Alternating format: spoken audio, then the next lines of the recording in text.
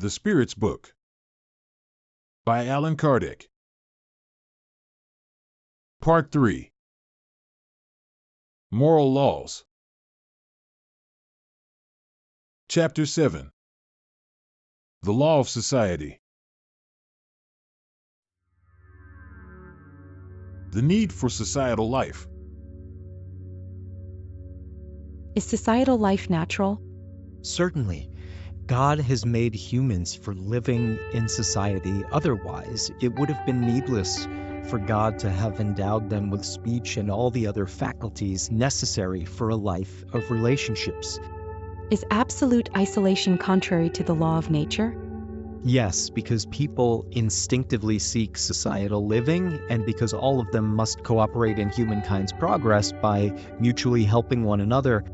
In seeking societal living, do people only obey a personal sentiment, or is there a wider providential purpose involved?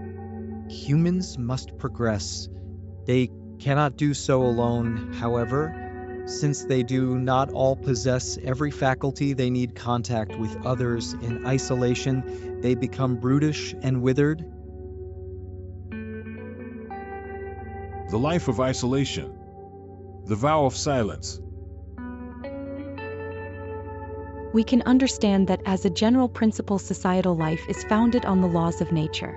But since all tastes are also natural, why would a taste for absolute isolation be condemnable if someone finds satisfaction in it? Selfish satisfaction. There are also those who find satisfaction in drunkenness. Do you approve of that?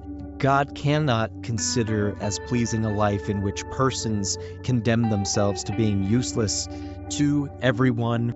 What is to be thought of those who live in absolute seclusion in order to escape the pernicious contact of the world? Doubly selfish. But if such seclusion has expiation as its purpose through the imposition of harsh privations, isn't it meritorious?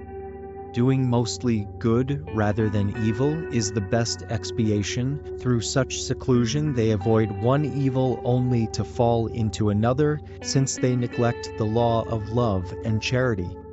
What should we think of those who renounce the world in order to devote themselves to the relief of the unfortunate? They evolve by putting others' needs before their own. They have the double merit of placing themselves above material pleasures and of doing good by fulfilling the law of labor. And those who withdraw to seek the tranquility required for certain kinds of labor? That is not the complete withdrawal of the selfish individual. They do not isolate themselves from society because they labor for it. What is to be thought of the vow of silence that has been prescribed by certain sects since remotest antiquity? You might as well ask whether speech is natural and why God has given it. God condemns the abuse rather than the use of divinely granted faculties. Nevertheless, silence is useful at times because in silence you can compose yourself, your spirit becomes freer and can enter into communication with us. However, a vow of silence is foolishness. Undoubtedly, those who regard such privations as acts of virtue have good intentions, but they are mistaken by not sufficiently understanding the true laws of God. Family ties. Why is it that among the animals, parents and offspring no longer recognize each other when the latter no longer need care?